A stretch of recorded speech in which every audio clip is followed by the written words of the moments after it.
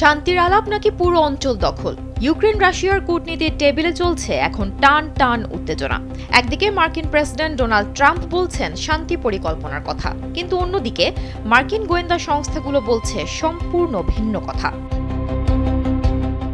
British বার্তা সংস্থা Reuters জানিয়েছে, প্রেসিডেন্ট ভ্লাদিমির পুতিন তার মূল লক্ষ্য থেকে এক চুলও সরেননি।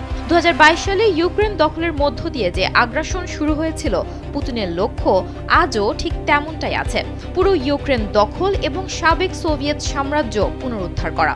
গোয়েন্দা তথ্যে আভাস দেওয়া হয়েছে যে পুতিনের নজর কেবল ইউক্রেনে সীমাবদ্ধ নয়। স্যান্ডেলিনা সো, রূপচর্চায় আভিজাত্য।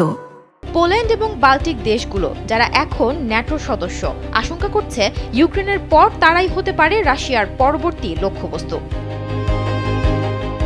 মার্কিন হাউস ইন্টেলিজেন্স কমিটির সদস্য মাইক কুইগলি সাফ জানিয়েছেন, গোয়েন্দা তথ্য সবসময় এটাই বলেছেন যে পুতিন আরও বেশি ভূখণ্ড চান। ট্রাম্পের জামাতা জ্যারেড কুশনার এবং আমেরিকার বিশেষ দূত স্টিভ উইটকফ একটি 20 দফার শান্তি পরিকল্পনা নিয়ে কাজ করছেন। বার্লিনে হওয়া এই আলোচনায় কিছু গুরুত্বপূর্ণ প্রস্তাব উঠে এসেছে। সেখানে বলা হয়েছে, ভবিষ্যতে রুশ আক্রমণ ঠেকাতে ইউক্রেন ও তার প্রতিবেশী দেশগুলোতে ইউরোপীয় নিরাপত্তা বাহিনী মোতায়েন করতে হবে।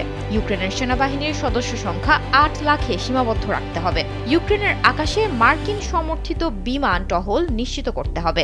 তবে ন্যাশনাল ইন্টেলিজেন্স ডিরেক্টর তুলসি গ্যাবার্ট মনে করেন, রাশিয়ার পুরো ইউক্রেন দখলের সক্ষমতা নেই এবং তারা বড় যে কোনো যুদ্ধ এড়াতে চায়। শান্তির এই প্রস্তাবগুলো যতটা সহজ শোনাচ্ছে, বাস্তবে তা ততটাই জটিল।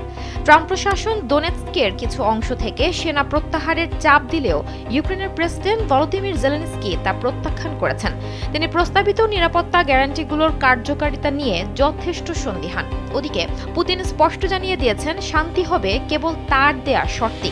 এছাড়া ইউক্রেনে বিদেশি সৈন্য মোতায়েনের ঘোর বিরোধী তিনি। মার্কিন পররাষ্ট্রমন্ত্রী মার্কো রুবিও মনে করেন, পুতিন আসলে চুক্তি চান নাকি পুরো দেশ দখল করতে চান তা এখনও ধোঁয়াশায় ঘেরা। বর্তমানে ইউক্রেনের প্রায় 20% এলাকা রাশিয়ার নিয়ন্ত্রণে।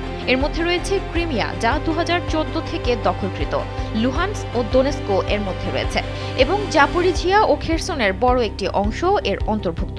বিশ্লেষকদের মতে, একদিকে ট্রাম্প প্রশাসনের কূটনৈতিক তৎপরতা, অন্যদিকে গোয়েন্দা সংস্থাগুলোর সতর্কবার্তা। সব মিলিয়ে ইউক্রেন যুদ্ধের ভবিষ্যৎ এখনও এক অনিশ্চিত সন্ধিক্ষণে। সুমনা মুস্তফা, কালবেলা।